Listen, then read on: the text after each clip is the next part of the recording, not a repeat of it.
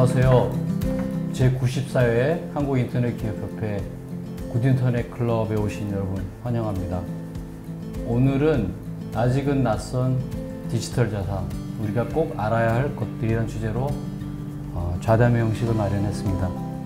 최근 전 세계적으로 디지털 자산, 그 중에서도 특히 스테이블 코인이 화두가 되고 있는데, 아직까지는 우리 일반 대중에게 낯설고 또 정확한 이해의 기회가 많지 않은 것 같습니다.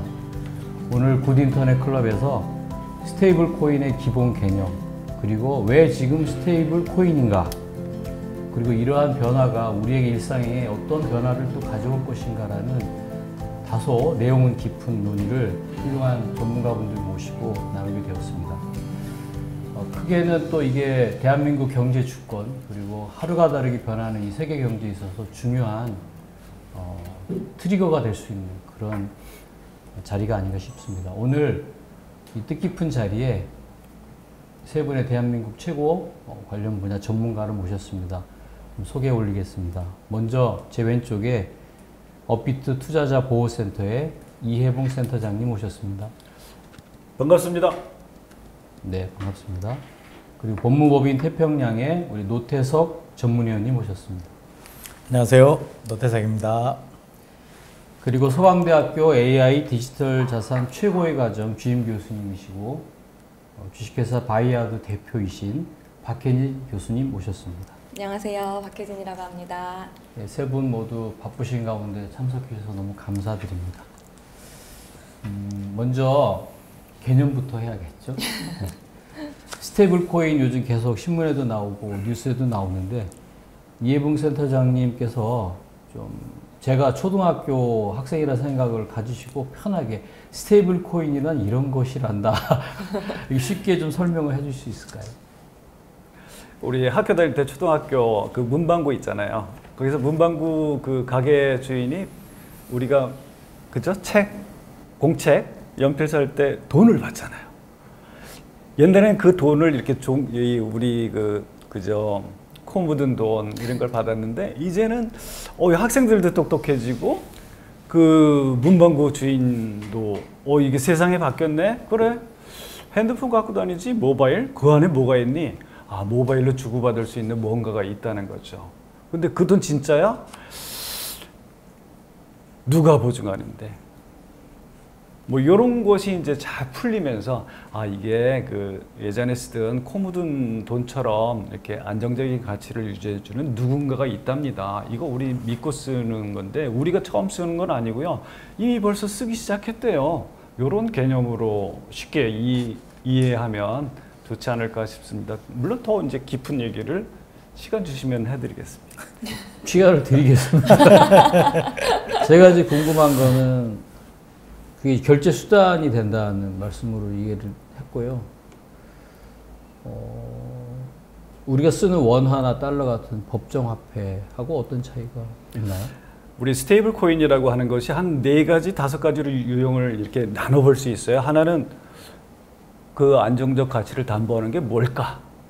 첫째가 법정 화폐, 달러, 아니면 원, 일본 엔화, 싱가포르 달러, 이런 거를 가지고 이제 묶어두는 거죠. 이걸 준비 자산이라고 그러는데, 준비 자산을 가지고 가치를 1대1로 달러하고 1대1 가치를 유지하겠습니다. 이렇게 약속을 이행하는 법정 화폐 담보요.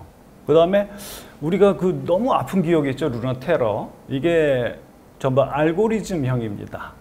컴퓨터 기반으로, 코드 기반으로, 아니면 거기에 작동하는 그 행위 주체들 간에 뭔가 우리가 이렇게 가격이 변동하면 가격을 안정적으로 맞추자, 이런 규칙, 일종의 프로토콜, 이걸 알고리즘이라고 하는데, 이거 기반으로 하는 알고리즘 기반형이 있고, 그 다음에 법정화폐만 기반으로 할 수 있을까? 우리 크립토, 암호자산 가지고도 담보 그 뒤에 백단에서 이렇게 뒷받침하는 준비자산을 하자, 이럴 수 있고, 크립토 한 가지만 가지고 해?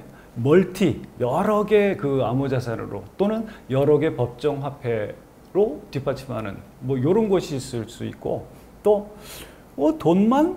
아니야, 돈하고 비슷한 가치 현금 등가물, 또는 소위 말하는 원자재 상품들, 금, 이런 거 희귀성이 있잖아요. 가치 누구나 다 가치 있다고 생각하는 커머더티, 원자재 이런 상품 기반으로 하는 이렇게 있을 수가 있거든요.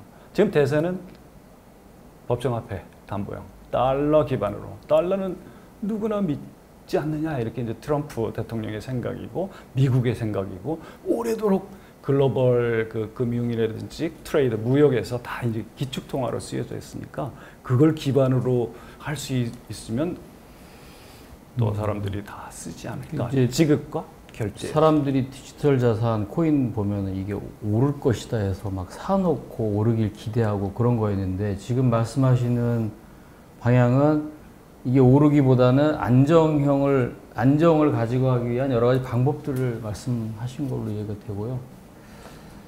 그러면 우리가 제일 흔하게 접하는 비트코인 하고는 어떤 차이가 있을까요?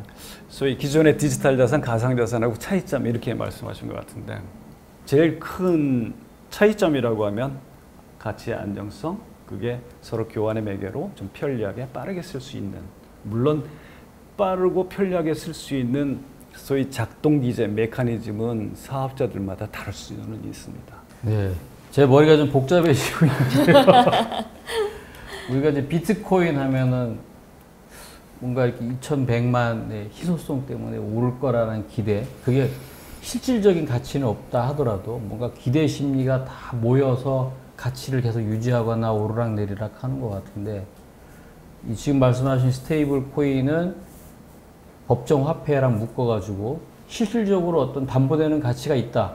지금 우리가 이제 현금 주고받다가 이제 카드 쓰고 뭐 여러 가지 결제, 간편 결제 등등이 나왔는데 그것도 되게 편리하긴 해요. 그렇죠. 네. 지갑에 이제 지폐 안 들고 다녀도 되는 시대. 일본은 아직도 뭐 그런 분들이 좀 있다고 하지만 우리도 중국은 더 빨리 나갔고. 그쵸, 네. 스테이블 코인이 이런 실생활의 결제 등 관련해서 간편 결제나 카드하고 뭐 어떤 현격한 차이가 있을까요?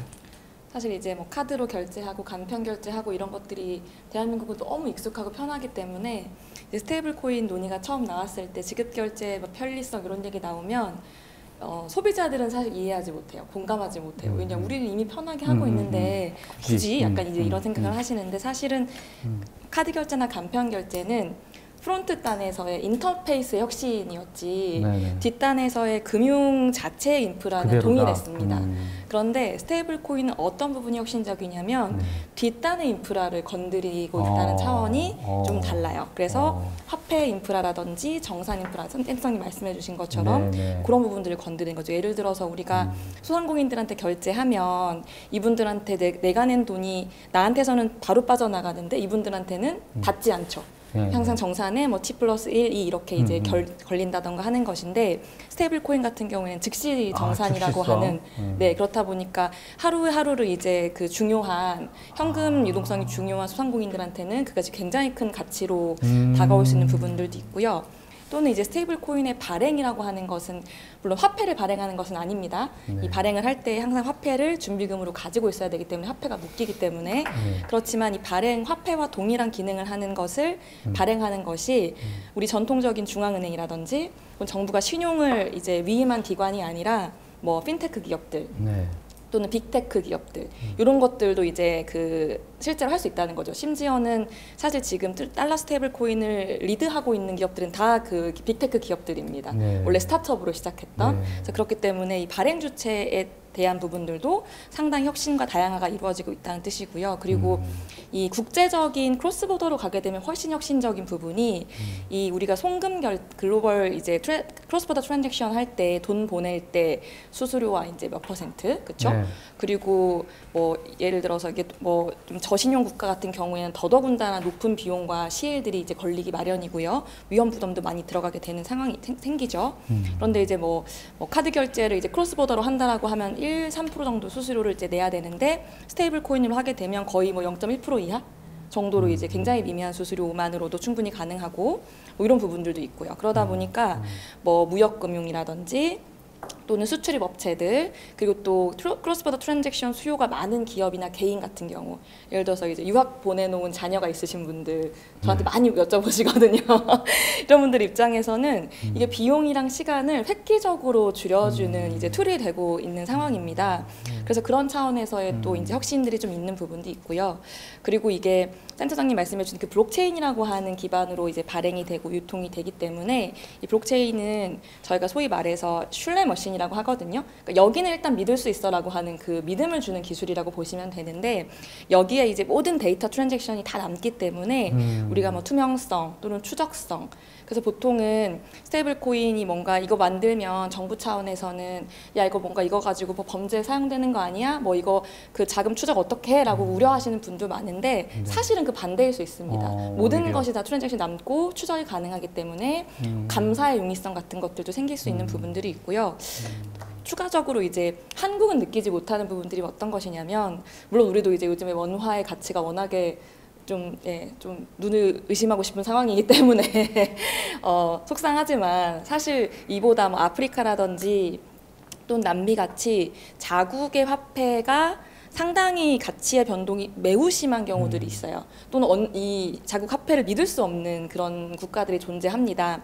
그런 곳들에서는 사실은 달러로 자신의 자산을 보호하고 보존하고 싶은 니즈가 강한데 실제 이 달러를 가지기 쉽지 않죠. 왜냐하면 신용이 없기 때문에 저신용자들에게는 뭐 미국의 뱅크 어카운트를 여는 건 당연히도 어렵고, 그리고 달러를 가지고 이제 어떻게 이것을 보관하고 뭐 보낼 것인가 이런 문제들이 있는데, 그 달러의 수요를 대체하는 것이 달러 기반의 스테이블 코인이라고 보시면 됩니다. 그래서 인터넷만 연결된다면 누구나 쉽게 스테이블 코인 지갑 계좌를 만들 수 있고, 그것을 가지고 이제 금융 소외계층들, 즉 기존의 전통 금융이 충분히 커버하지 못했던 굉장히 많은 수의 사람들이 요 스테이블 코인을 가지고 지금 그 금융 포용이라고 하는 차원에서 그 좀 커버가 되고 있다라고 하는 차원도 한국에서는 사실은 많이 느끼지는 못하는 부분이긴 하지만, 글로벌에서는 특히나 뭐 테더 같은 경우에는 이제 테더 회장이 실제로 본인들 데이터를 다 이제 분석해봤더니 60% 이상이 저개발 저신용 국가에서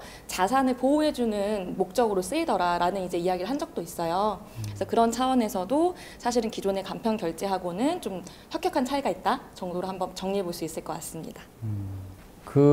이렇게 민간에서 발행할 수 있다고 하셨는데, 빅테크 기업들이. 네. 사실은 우리가 화폐나 돈이라고 하면 그건 당연히 중앙은행에서 그렇죠. 하는 거 아닌가라는 생각이 있는데, 노세서 위원님께서는 이게 이렇게 스테이블 코인이 발행되게 되면 중앙은행은 그러면 어떻게 관리를 하게 되나요? 우선 이제 스테이블 코인 발행을 누가 하느냐가 지금 뭐 논란이 될 수는 있는데, 뭐 지금 제도화된 나라, 실제 발행한 회사들을 이렇게 보면 전 세계적으로 되게 유명한 거는 테더하고 서클이잖아요. USDT랑 USDC가 되게 글로벌에서 가장 많이 활용되고 있는 스테이블 코인인데, 테더랑 서클이 은행은 아니거든요. 그러니까 반드시 은행만이 발행하는 거는 아니다. 그리고 은행도 발행할 수 있고, 은행 아닌 금융회사도 발행할 수 있고, 빅테크 기업 같은 커머셜 뭐 회사들, 일반 커머셜 회사들도 당연히 이제 일정한 자격 요건을 갖추면 발행을 할 수 있다라는 게 장점일 수는 있겠습니다. 다만 이제 스테이블 코인 자체가 안정성을 가져야 되고, 그다음에 항상 뭐와 1대1로 교환이 될 수 있는 걸로 표현이 돼야 되잖아요. 그 상환이 이루어져야 되니까, 내가 스테이블 코인 가지고 있다가 이거 달러로 바꿔주세요 하면 누가 확실히 그걸 보장을 해줘야 되는 거잖아요. 아니면 원화로 바꿔주세요 하면 원화로 바꿔줘야 되는 그 관계가 있어야 되니까, 그래서 그 안정성과 이 패깅이라고 하는데, 그 패깅되는 거를 담보하기 위해서는 준비 자산이 필요하고, 리저브라고 하는 준비 자산이 필요하고, 이 준비 상환이 즉시 상환이 이루어져야 되니까, 이게 상환 가능한 게 현금성 자산이 바로 상환이 이루어질 수 있잖아요. 그래서 요 준비 자산은 안정성 있는 안전자산으로 구성되게 돼 있거든요. 근데 요거를 안전자산을 어디다가 맡겨야 되잖아요. 누구한테 맡겼을 때 가장 신뢰받는 기관이 필요한데 그 신뢰받는 기관이 은행인 거죠. 그래서 스테이블코인 발행은 자격을 갖춘 누구나 할 수 있다라는 거 대신 요 준비 자산을 수탁하는 기관은 믿을 만한 금융회사가 필요한 거고 그 금융회사의 대표적인 건 은행들이기 때문에 은행들이 그 리저브를 보관하는 역할을 하는 거죠. 그래서 스테이블코인 생태계에서 은행이 발행 주체가 된다라는 거는 좀 은행만 발행 주체가 된다라는 거는 좀 현실과 맞지 않는 거고요. 그 다음에 빅테크 기업이나 일반 회사들도 자격만 갖추면 충분히 스테이블코인을 발행할 수 있다. 이렇게 정리할 수 있을 것 같습니다. 그런 거는 사실 예상 외의 질문이실 수 있는데 그 중앙은행에서 이렇게 화폐를 발행하고 뭐 통화 승수 계산해서 통화량 조절하고 그 인플레이션 억제 수단도 하고 하잖아요. 이거는 그런 거는 상관없나요? 이게 그냥 1대1이기 때문에 그런 통화량 조절하고는 상관없을까요? 이제 만약에 너무 많이 막 발행을 허용해가지고 돈이 넘쳐나. 그러면 이제 화폐 가치에 문제가 생길 수 있고 하지 않을까요? 그런 걸 조절을 그럼 누군가 해야 될 것 같은 생각이. 말씀하시는 부분이 이제 준비자산. 네, 그러니까 1억 원치 스테이블코인을 발행하면 1억 원에 상당하는 준비자산을 준비를 해야 되는데 보통 이게 현금성 자산이고 현금성 자산 중에 이제 BIS 기준으로 이제 안정자산으로 꼽히는 저위험으로 평가받는 것들이 있거든요. 위험도가 0으로 평가받는 안전자산 분류를 이렇게 보면 국채거든요. 쉽게 말해서 국가가 망하지 않는 한 국채는 하여튼 보장이 되는 거잖아요. 그래서 이제 국채에 담아놓긴 하는데 이제 여기가 묶이게 되는 거잖아요. 준비자산 안에 그에 상응하는 안전자산을 갖고 있어야 되기 때문에 요게 묶이게 되는데 여기에 담는 바스켓에 말씀하신 대로 달러나 원화나 이거를 담아놓게 되면 아무리 봐도 이제 발행량만큼 통화량이 증대될 수 있죠. 근데 이제 우리 한국은행 입장에서는 이제 그런 측면에서 이제 이쪽 리저브 쪽이 문제가 생기면 반드시 스테이블코인 생태계에 영향을 미치고 그 생태계는 다시 전체 금융 시스템에 영향을 미칠 수 있기 때문에 한국은행은 그러한 리스크에 대해서 어떻게 체계적으로 들여다볼지에 관심이 큰 거죠. 다른 한편으로는 중앙은행이 발행하는 디지털 화폐,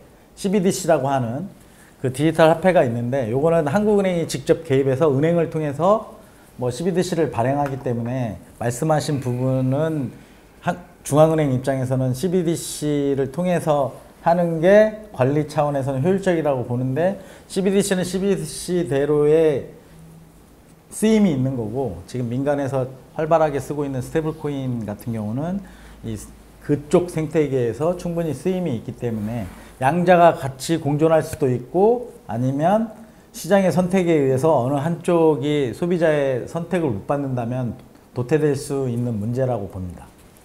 이게 이제 회사가 돈을 발행해? 이런 아까 이제 질문을 주셨는데 저는 생태계라고 하는 네트워크들이 서로 연결된다고 보면 작은 생태계도 있고 큰 생태계도 있고 그러면 작은 생태계 내에서는 그 생태계에 걸맞는 지급 수단을 만들 수도 있거든요.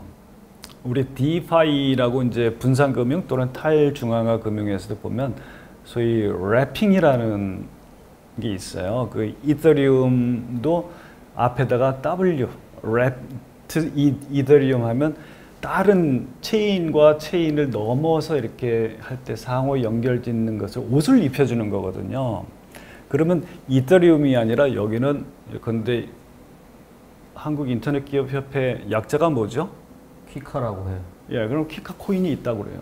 이 키카 코인이라고 하면 요 생태계에만서 돌아갈 수 있거든요. 얼마든지.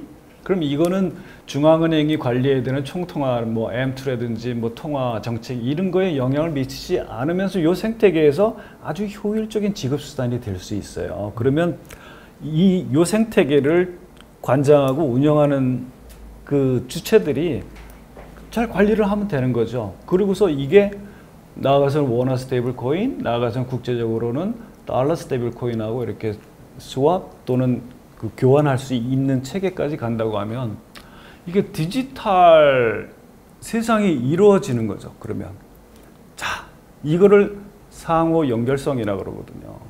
이 상호 연결되는 디지털 세상, 디지털 금융 세상, 여기에서 진짜 참여할 수 있는 요 연결고리들을 각 생태계가 규모에 맞게 이렇게 확장해 간다고 하면 소외되지 않고 전통적인 제조업이라든지 아니면 기술 그 전통적인 고유 상품을 운영하면서 그걸 지급 수단으로만 하게 되면 그럼 전체적으로 국가 전체적으로 또 보면 그런 지급 수단 인정해 줄게 하고 관리 가능한 상태로 하는 게 중요하지 않을까 이런 생각을 합니다. 네.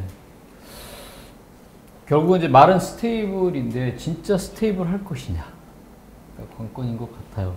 지금 스와프 얘기 하셨는데 저 잘 모르긴 하는데 원화가 막 계속 가치가 위를 들락날락 하는데 만약에 원화 베이스 스테이블 코인 만들었을 때 어떤 미국과의 문제라든지 세계 통상의 문제 때문에 원화가 막 가치가 하락되고 하면 그럼 내가 가진 그 원화 베이스 스테이블 코인 가치도 패깅돼 있으면 변동할 거잖아요. 그런 거를 좀 해지할 수 있는 수단들이 있을까요? 더군다나 또 달러가 또 여기서 달러 스테이블 코인이 세계 스테이블 코인의 기축 통화처럼 쓰인다고 할 때 그건 역시 사실 요즘 경제 상황 보면 불안하더라고요. 뭐 어떤 사람에 의하면 뭐 일부러 달러 가치를 약화시켜서 아마 뭘 할 거다라는 사람들도 있고 뭐 미국 내부의 문제 때문에 그런 것들에 대해서 사람들이 신뢰를 가지려면 차후 문제인가요? 사실 그래서 네. 원화 스테이블 코인 얘기를 할 때 우리가 빠지지 않고 해야 되는 게 원화의 국제 경쟁력 위상 제고입니다. 네. 왜냐하면 원화가 이렇게 약한 이유는 우리나라에서만 쓰이기 때문인 것도 있거든요. 그게 굉장히 크거든요. 그런데 우리나라에서만 쓰이는 화폐가 된 이유는 그럼 뭘까라고 보면 대한민국이 그거밖에 안 돼서인가라고 생각하면 그렇지 않잖아요. 우리나라는 뭐 자본시장이라든지 무역 규모라든지 이런 것들 보면 세계 10대권에 드는 국가임에도 불구하고 왜 우리나라 화폐는 기축통화에는 들지 못할지언정 부분 기축통화처럼 뭐 페루의 페소라든지 이러한 여러 정말 우리나라보다 훨씬 더 순위가 떨어지는 국가들의 돈조차도 특정 지역에서의 지역 기축통화로도 활용되고 있는데 대한민국 화폐만 왜 이럴까라고 보면 이거는 정책적 선택의 결과라고 볼 수밖에 없거든요. 그렇기 때문에 이 원화 스테이블 코인이라고 하는 것이 이 원화의 그 수요를 확충해주고 원화가 대내외적으로 쉽게 활용될 수 있도록 도와주고 또는 원화로 활용되는 글로벌 금융상품을 원화로 표시되는 글로벌 금융상품을 만들고 이를 용이하게 거래토록 도와주고 그리고 현재 동남권 아세안 쪽에 수요가 있는 원화를 직접적으로 그 결제 수단으로 쓰고자 하는 그런 니즈들 같은 것들을 만들어내고 한다는 방식으로 원화 스테이블 코인이 충분히 원화를 어느 정도의 국제에서 사용될 수 있는 화폐로 끌어줄 수 있는 그런 가능성이 있습니다. 그리고 그런 것들이 우리가 좀 더 많은 경제권과 복잡하고 긴밀하게 얽힐 때 사실은 원화의 가치라든지 힘도 커진다고 보고 있거든요. 그래서 오히려 이런 것들을 위해서라도 원화 스테이블 코인은 지금 우리가 할까 말까를 논의할 단계는 절대 아니다. 무조건 빠르게 도입하고 대신에 어떻게 잘할까, 어떻게 활용할까로 고민해야 된다라고 이제 좀 이야기를 하고 있는 것이죠. 네. 네. 교수님은 빨리 도입을 해서 사용처를 넓혀서 더 안정화시켜서 우리가 통화주권 나아가서 지역경제의 어떤 그렇죠.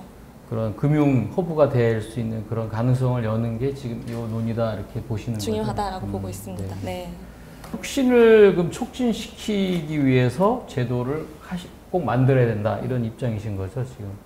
그렇죠. 이게 사실 이제 우리가 되게 뼈아팠던 것을 되돌아보면 센스장님 너무 더 잘 아실 것 같아요. 2017, 18년에 우리가 그냥 법도 아니고 그냥 금융위에서 내린 지령 한 장 ICO를 금지한다라는 것으로 해서 대한민국에 당시 들끓고 있던 혁신 에너지가 순식간에 사그라들었던 기억이 있습니다. 근데 사실 거기까지도 그럴 수 있다라고 칠 수 있다라고 봤을 때 그 다음이 우리가 어떤 경험을 했냐라고 하면 결국에는 그 ICO가 그런 초기 아이디어를 가진 스타트업들의 펀드레이징 창구로 사용됐었던 거잖아요. 당연히 그 중에 허수도 많았지만 그런데 실제로 정말 사업을 하면서 이 발명품을 가지고 놀아보려는 친구들은 한국에서 안 된다고 하니까 다 나갔습니다.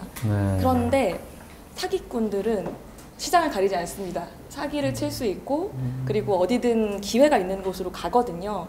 그렇기 때문에 법이 없는 틈을 타서 법을 교묘하게 누린 코인 사기는 행행했어요. 그렇기 때문에 결국에 우리는 이 법을 만들어주지 않음으로 인해서 좋은 기업들은 잃고 그리고 우리가 막고자 했던 투기라든지 또는 어떠한 법을 넘나드는 사기라든지 이런 것들은 여전히도 횡행했던 이런 그 둘 다 놓쳐버린 그런 사건을 사실 저희는 이제 이번 지난 7, 8년 동안 사실 목도해 왔거든요. 지금 이제 2025년에 현재 국회에서 이제 기본법의 형태로 발의된 법안이 2가지가 있고, 네. 그 다음에 이제 스테이블 코인만을 규율하자라고 하는 이제 별도 법안으로 다루자라고 하는 법안이 3건 정도 이제 발의된 것으로 알고 있습니다. 그런데 이 기본법으로 논의하자라고 하는 것이 훨씬 더 많은 좀 지지를 얻고 있는 이유도 그런 것 같아요. 네. 기본적으로 말씀하신 것처럼 이거는 단순히 특정 뭐 법안을 개정하거나 한 줄 추가하거나 하는 식으로 다뤄서 될 수 있는 문제가 아니라 정말 돈이라는 거는 권력이자 시스템이자 뭔가 제도잖아요. 이게 자체가 이제 뒤엎어지는, 디스럽트 되는 상황이기 때문에 제대로 된 기본법부터 우리가 제정을 하고 우리가 지금 미뤄왔던 숙제를 차근차근 하나씩 해야 된다라고 네. 하는 차원에서 좀 볼 수 있기 때문에 그래서 제도 논의는 너무나 중요한 상황이고 거기에 더해서 이제 원화 스테이블 코인이 가치 위에 올라간 이유는 현재 상태로만 그냥 두면 3년 후, 5년 후에 회장님 월급 만약에 뭐 달러 스테이블 코인을 받을 수 있는 거랑 원화를 받는다면 뭘로 받고 싶으시겠어요? 그때 상황 봐요. 저희 젊은 친구들 물어보면 51번째 미국 주가 되자 막 이러면서 달러 스테이블 코인 얘기 많이 하거든요. 즉 원화의 자리가 있을 거라 상상하시는 분들이 많이 없습니다. 그래서 제도권 안으로 들여와서 인센티브를 활용해서 정책적으로 이것을 활용하게끔 지원해줘야 된다라는 초반에 그러한 것들이 필요하다고 좀 보고 있습니다. 네, 어쨌든 제도화는 빨리 필요하고 그래서 뭔가 정착을 빨리 시켜야 새로운 문이 열리지 않는가 이렇게 좀 들리고요. 그래서 지금 유럽이나 뭐 앞서가는 미국이죠. 얼마 전에 법도 통과하고 그런 외국 상황을 조금 볼게요. 이게 뭐 지금 미국 재정 적자 때문에 뭐 달러 패권을 계속 유지하고 싶어서 발행한다, 뭐 그걸 국채 매입을 조건으로 해서 뭐 한다, 뭐 이런 그런 얘기도 들리긴 하는데 그건 너무 복잡하니까 미국이 이거를 주도하는 좀 경향, 이유 그런 뒷배경 있으면 조금 설명해 주시고 유럽은 이걸 어떻게 대응하고 있는지 좀 말씀 좀 부탁드릴게요. 소위 이제 유럽의 이제 디지털 자산 관련법이 이제 미카로 대변되는데요. 미카가 이제 제정 후에 뭐 시행 기간, 준비 기간을 거쳐서 본격적으로 시행된 건 올해인데요. 올해 이제 스테이블 코인만 한정해서 말씀을 드리면 이제 스테이블 코인, 유로화 기반의 스테이블 코인이 발행은 됐죠. 발행은 됐는데 그 영향력이 이제 지금 글로벌에 쓰이고 있는 아까 좀 전에도 말씀드렸다시피 테더나 서크의 USDT나 USDC만큼 활용되고 있느냐는 지켜봐야 될 것 같습니다. 이제 발행은 됐다. 시작은 했다. 네, 시작은 했고 그 시장을 확장시키는 거는 이제 그 유럽존 안에서 어떤 수요를 창출할 수 있느냐, 그게 관건일 것 같습니다. 다만 이제 한 가지 좀 덧붙이고 싶은 말씀은 뭐 박 교수님도 그렇고 옆에 센터장님도 그렇고 2007년에 제가 그때 기억이 나는데 17년. 2017년에 제가 이제 국회에 거쳐서 금융위로 갔을 때 이제 가장 화두가 거기 계셨었군요. 제도화를 어떻게 할 거냐의 문제였는데 당시 이제 제일 시급했던 건 FATF 총회가 열리기 전에 이제 코인에 대한 규제 방안을 각국이 우리가 회원국이고 심지어 의장국을 했던 나라로서 선도적인 그 규제 틀을 만들어야 되기 때문에 그 FATF 가이드에 따라서 이제 특근법, 그 당시에는 이제 특근법을 개정을 해서 우선 사업자 신고하는 제도를 만들었죠. 그래서 이제 그거 만들고 실명 계좌를 도입을 해서 이제 뭐 박혜진 교수님 말씀하신 것처럼 투자를 냉각시켰죠. 냉각시키고 그 다음 논의는 이제 가상자산 기본법, 그때는 가상자산이라고 그랬거든요.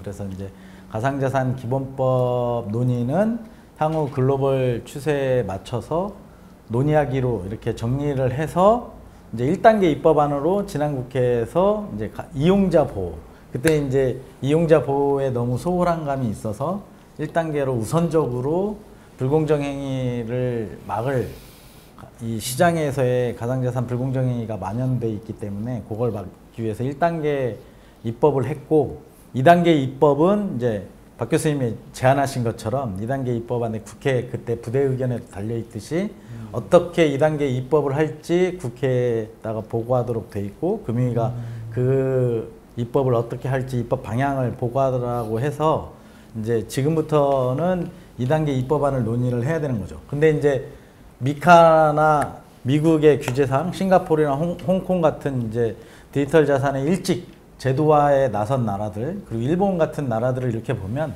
제도화했다고 해서 사업이 뭐 디지털 자산 사업이 막 일어난 거는 아니고요. 실제 유럽 같은 경우도 보면 유럽의 제도화에 지금 이제 유럽에서 활동하는 기업가들의 가장 큰 고민은 제도는 잘 만들어졌다. 만들어졌는데 그거를 맞추기 위해서 이 사업하시는 분들이 요건을 갖추는 게 너무 엄격하다. 이게 발행 지금, 요건 말씀하시는 발행 요건뿐만 아니라 그 발행을 하기 위해서는 라이센스를 취득을 해야 되거든요. 소위 우리나라에서는 바스프 라이센스라고 하는데 미카법에 따르면 카스프죠. 암호자산 사업자 라이센스를 받아야 되는데, 암호자산 사업자 라이센스가 정식으로 미카 시행된 이후로 정식으로 아마 획득한 게 제가 기억하기로는 5군데가 안 되는 걸로 알고 있거든요. 정식으로 라이센스를 받은, 미카 시행 이후에 라이센스를 받은 게, 그러니까 제도화 이후에 그 제도 자체가 다른 허들이 된 상황이거든요. 그래서 이제 물론 이제 그 엄격한 제도화를 통해서 시장의 투명성을 담보하고 안정적인 성장을 도모하겠다라는 게 기본 취지인데, 제도화가 됐으니까 거기에 맞춰서 사업자가 갖춰야 되는 건 맞는데 그 요건 갖추기가 엄격해서 실제 제도화를 통해서 이루고자 하는 목적이 지금 아직 달성되진 않은 상태다라고 말씀드리고 싶고요. 그 다음에 이제 지니어스법, 소위 말하는 미국판 스테이블코인법이 지니어스법이라고 하는 건데, 거기도 지금 이제 미국 내에서 달러 스테이블코인, 이제 거기에서는 정확히 페이먼트 스테이블코인이거든요. 이제 지급 결제용 스테이블코인인데, 요거 발행하기 위한 발행 요건을 갖춰 놓기는 했는데, 지금 이제 소위 이제 글로벌에서 제일 많이 쓰는 테더 같은 경우는 그 요건을 과연 해외 발행 달러 스테이블코인이 과연 그 요건을 갖출 수 있을 거냐, 3년의 유예기간이 있는데 그게 조금 의문점이 달립니다. 왜 그러냐면 미카에도 해외에 발행된 코인이 유럽 내에서 쓰이기 위해서는 그 발행 요건을 갖춰라고 해서 10개 코인이 인가를 받았는데 테더는 아직 못 받은 상태거든요. 그래서 테더 입장에서는 자기네 영향력을 극대화하기 위해서는 각국이 정해놓은 규제 틀 안에 들어가서 플레이어로서 활동해야 되는데 그러기가 상황이 녹록지 않다. 이제 우리 아시아권에 일본하고 뭐 금융선진, 홍콩 뭐 이런 데는 어떤 상황인가요? 박 교수님 혹시? 일본은 좀 재밌는 게요. 되게 빨리 했습니다. 그래서 2013년 6월에 그 전자지급법 개정을 통해서 이 스테이블 코인을 전자지급 수단이라고 명명을 해주고 이제 발행도 인가받은 금융기관이라고 해서 뭐 금융기관, 은행, 신탁업자, 그 다음에 자금이체업자 이런 것들로 이제 발행 주체도 딱 명확하게 해줬어요.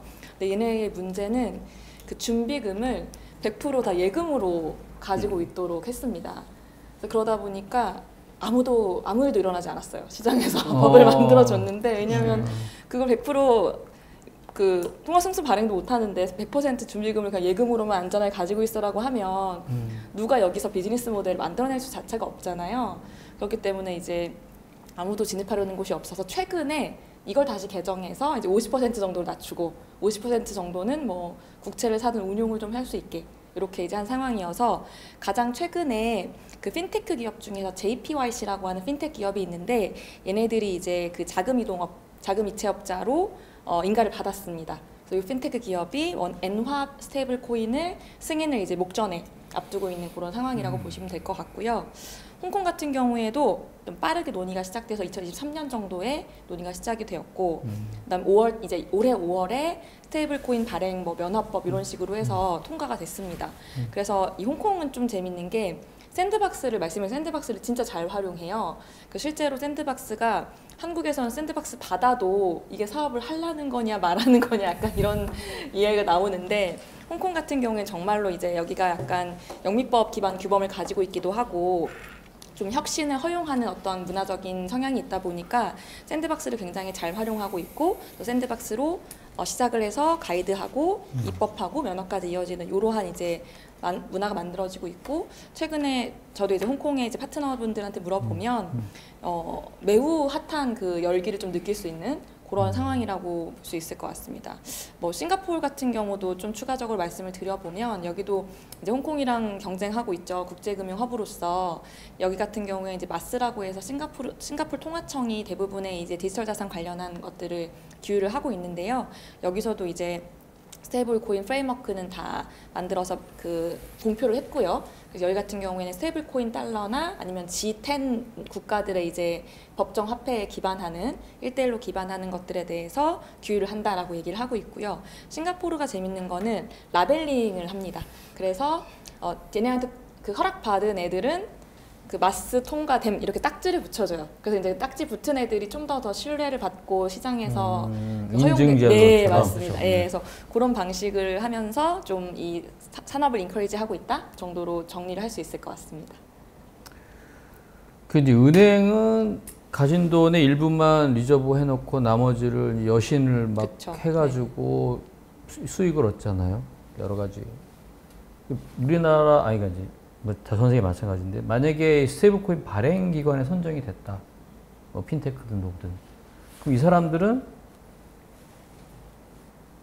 그거를 예를 들면 업비트에다가 내서 사람들 이제 팔고 코인을 팔고 그 받은 돈을 일본처럼 50%는 뭐 현금으로 이체를 하고 나머지 50%를 국채나 이런 걸 사가지고 그 이자 수익을 얻는 건가요? 운용 수익이라고 그러죠. 네. 준비 자산의 운용 수익을 통해서 네.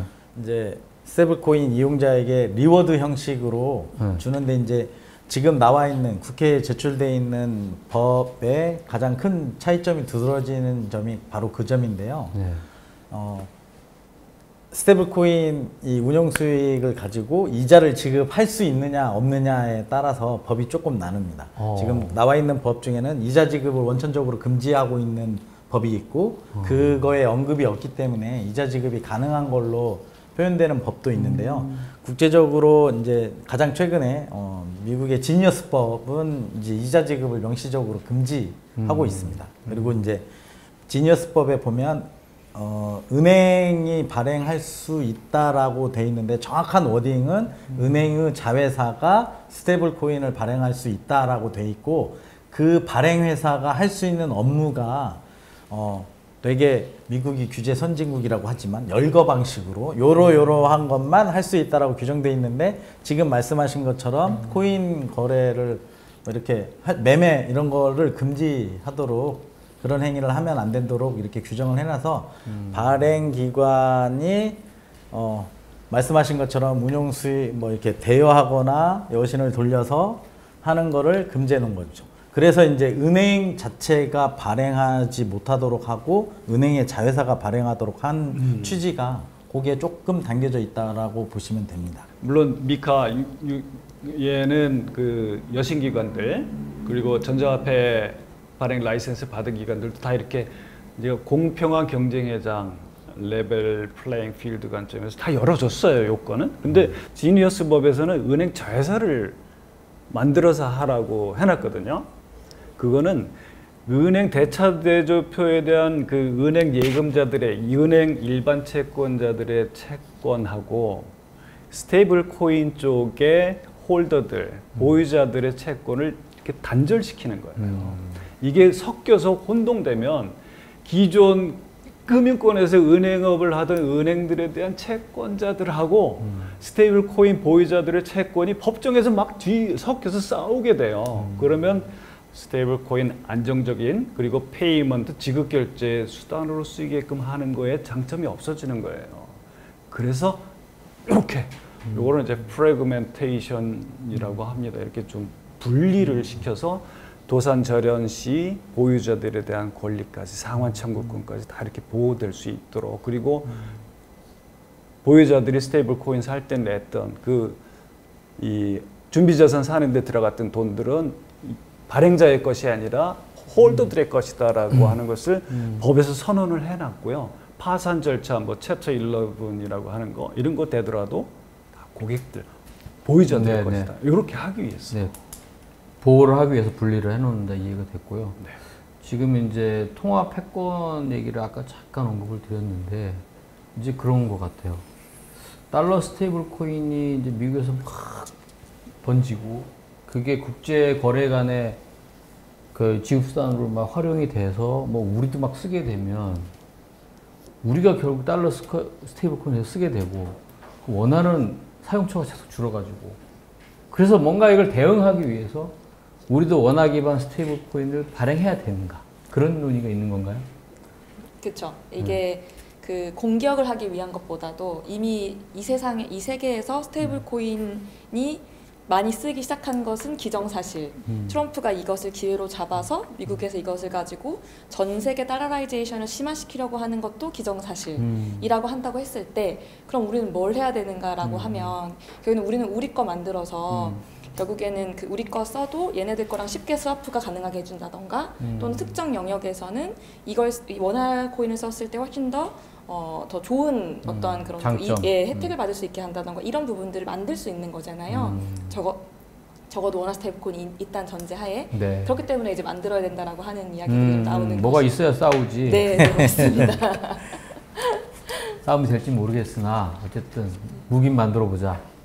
근데 저희가 지금 이제 원화 스테이블 코인이든 달러 스테이블 코인이든 시장의 선택을 받아서 쓰여야 되는 거고 시장의 수요는 어떻게 창출할까 하는 비즈니스 하는 사업가들이 이 수요를 창출해야 되는 거고 그 창출된 수요가 소비자한테 널리 확산돼야 되는 과제가 있는 건데 저희 지금 K컬처 쪽으로 이렇게 생각을 하면 저희 우리나라에 있는 플랫폼 기업들이 뭐 적어도 글로벌에서는 경쟁을 치열하게 하고 있는 상황이지 않습니까? 거기에 이제 무기 없이 싸운다는 건 말이 안 되니까 그쪽에 무기를 하나 더 얹혀서 적어도 당하고만 있지 않는 그 상황을 만들어야 되는 거죠. 예전에 기축통화 달러만 활용됐을 때를 생각을 해보면 지금은 그때는 목소리도 못 내는 우리 현실이었잖아요. 근데 지금 이 위치에서 우리나라가 경제대국으로 이렇게 성장한 마당에 원화 스테이블 코인을 발행을 해서 기회 창출도 못한다는 것 자체가 넌센스니까 적어도 기회 창출은 열어줘야 되는 거니까 원화 스테이블 코인을 발행을 해서 그걸 가지고 달러 스테이블 코인과 대등하게 싸울든지 아니면 독자적인 원화 스테이블 코인 생태계를 구축할 수 있다라고 보면 존재 의의는 있는 거거든요. 적어도. 그래서 원화 스테이블 코인 발행에 좀 부정적인 시각을 덜고 긍정적인 측면을 보고 그거에 따라서 좀 코인 생태계가 활성화될 수 있도록 적극적으로 지원하는 게 지금으로선 최선이라고 생각합니다. 네. 외국인 근로자만 보더라도 네. 저희가 2004년에 100만 명을 초과했다고 하더라고요. 네. 그리고 그 외국인 근로자들이 한국에서 벌어들이는 수익이 지금 추산 시 10조가 넘어간다고 하고 있습니다. 네. 그러면서 그 사람들은 대부분 본국에 돈을 보내야 되고 거기서 상당한 마찰 비용이 있기 때문에 이들이 이제 최근에 그 사장님한테 달러 스테이블 코인으로 월급 주세요를 요청하기 시작을 했어요. 그럼 우리가 원화 스테이블 코인이 있다라고 한다면 사실 이분들이 본국은 우리랑 교역량이 많은 곳들이거든요. 뭐 인도네시아, 말레이시아, 베트남 이런 곳들 사실 친화적인 곳들이고 그럼 이분들이 원화 스테이블 코인을 쓸 수 있게 해준다면 그 지역에 우리가 무역으로도 쓰고 이들의 월급으로도 줄 수 있고 다시금 거기서 우리에게 대금을 지급하는 데도 쓸 수 있고 한다라고 하면 적어도 어느 권역하고의 코리도는 만들 수 있다라고 하는 차원도 있는 건 것이죠. 그렇게만 되면 되게 좋을 것 같아요. 그러니까 저렇게 이제 시장에서의 수요, 원화 스테이블 코인이 자리 잡을 수 있는 수요를 창출할 수 있으면 그 원화 스테이블 코인은 시장에서 살아남는 거고요. 원화 스테이블 코인이 그런 수요를 적극적인 수요를 창출하지 못한다 그러면 시장의 선택에 의해서 도태되겠죠. 네. 그건 시장의 선택에 맡기는 건데 지금 상황은 이걸 할 수 있는 기회조차 열리지 않은 거니까 많은 적어도 장점이 예상되니 빨리 시작을 하자. 그죠. 뭐 그런 것 같아요. 근데 아까 제가 잠깐 말씀드렸는데 저는 반대론자가 아닙니다. 네. 그 아까 결제 수수료의 대폭적인 감소, 뭐 아까 플랫폼 얘기도 얘기 들었는데 그러면 뭐 중간에 카드사, 비지사, 뭐 은행 간 뭐 국제 결제가 스위프트 뭐 다 그 이익을 보던 기존 집단이 이거를 그럼 어떻게 그렇죠. 할까요? 전통적인 이제 전통 금융기관 입장에서는 스테이블 코인이 하나의 지금 경쟁이자 기회일 수도 있거든요. 기회? 그들한테요? 그렇죠. 왜냐면 우리나라만 보더라도 결제망이 굉장히 잘 깔려 있지 않습니까? 네. 그 결제망에 스테이블 코인을 얹힌다고 하면 굳이 기존 시스템을 활용한 스테이블 코인 이거는 비용이 기존 강자들 입장에서는 그냥 결제 수단 하나를 더 얹히는 거기 때문에 비용이 크게 들어가는 부분은 없거든요. 자기들 수수료가 낮아질 아니 자기네 결제망 안에서 이 스테이블 코인을 활용할 수 있는 여지를 열어두는 거죠. 그리고 결국 스테이블 코인도 스테이블 코인을만 가지고 있기를 원하는 사람도 있겠지만 이 스테이블 코인을 현금화하는 사람도 분명히 있거든요. 그 현금화하는 제가 아까 그 가게에서 내가 뭐 월남 쌀국수 하나 먹었어요. 네. 그 스테이블 코인은 이미 다 제도화돼서 쓰고 있어요. 그럼 가게에다 지불을 예를 들면 카드도 하고 그랬지만 아니면 네이버 코인 카카오페이 했었는데 지금은 그러면 미래를 가정하는 거예요. 제가 스테이블 코인 어떻게 지급해요? 그래서 지금 현재 그 역할을 하는 스타트업들이 투자를 막 받고 있어요. 근데 걔네들이 정확히 뭘 하냐고 있냐면 비자 네트워크에 태워서 앞단에서는 소비자들이 자기네 스테이블 코인 지갑 계좌를 비자 카드에 연결해서 비자 카드를 하던 대로 긁으면 돈이 내 은행 계좌에서 나가는 것이 아니라 내 스테이블 코인 계좌에서 나가도록 하는 그 기술을 가진 스타트업들이 기존 망을 그렇죠. 쓰는구나. 그래서 사실 지금 돈은 누가 벌고 있냐면 비자가 벌고 있을 거예요. 왜냐면은 걔네들이 지금 비자에다 돈을 한 수수료 67, 70%씩 주고 있거든요. 근데 중요한 건 뭐냐면 이것도 얼마 가지 않아 바뀔 거라는 거죠. 왜냐면 아직까지는 그 뒷단에 아까 말씀드렸던 뒷단의 인프라가 그 디스럽트 되지 않았기 때문에 일단은 현존하는 인프라 위에서 올려서 쓰고 있는 건 것인데 결국에 이제 이 제도화가 되면서 뒷단 인프라가 이제 그 실시간 정산, 결제 이런 크로스보더적으로 모든 것들이 이제 가게 되면 비자 마스터도 본인들을 준비하고 있습니다. 예, 그런 그 변화의 준비를 하고 있고 요즘에 월스트리트에서 제일 많이 나오는 말 중에 하나가 그런 얘기들이라고 하더라고요. 비자 마스터 기존 네트워크로 장사하던 시대 이미 끝났다. 이 다음 넥스트에 준비해야 된다라는 얘기들을 하고 있고 사실 비자는 그래서 2017, 18년도부터 준비해 왔습니다. 이런 상황들에 대해서. 일단 기존의 결제망을 얹어서 쓰고 결제 수단이 추가된 것처럼 쓰고 근데 나중에는 박 교수님은 이게 더 바뀔 것이다. 그래서 기존 결제 사업자들도 뭔가 준비를 해야 된다. 그런 건가요? 먼저. 네. 간단히 말씀을 드리면 요즘 이제 그 키워드가 온, 오프, 램프 비즈니스 얘기 많이 하거든요. 그럼 앞단과 뒷단 어떻게 조합할 거냐. 제가 아까 모두에 한국 불행하게도 벤사, 또 피지사, 가상자산을 매개로 하는 비즈니스, 뭐 가상자산을 매개로 하는 소액 해외 송금 다 안 된다고 이렇게 됐거든요. 그런데 여기 지금 비자 카드라든지 그런 그 기존 인프라를 타는 거, 리더페이 같은 이런 데가 하는 거 보면 기관이 디지털 자산 시장에 접근할 수 있다는 큰 차이가 있어요. 이 사람들이 그거를 갖고 있어요. 자기네 어카운트에. 그리고 아까 말씀드렸듯이 그때마다 온체인 트랜잭션이 일어나는 게 아니라 사용자들은 자기 스테이블 코인 지갑에서 나가는 것처럼 보이지만 다 숫자로만 사실 가고 온체인 트랜잭션은 비용 효율적으로 이렇게 네팅? 깡이라고 그러셨나요? 예, 그런 제가 깍이라고 했죠. 예. 요렇게 그러면 다른 게 없잖아요.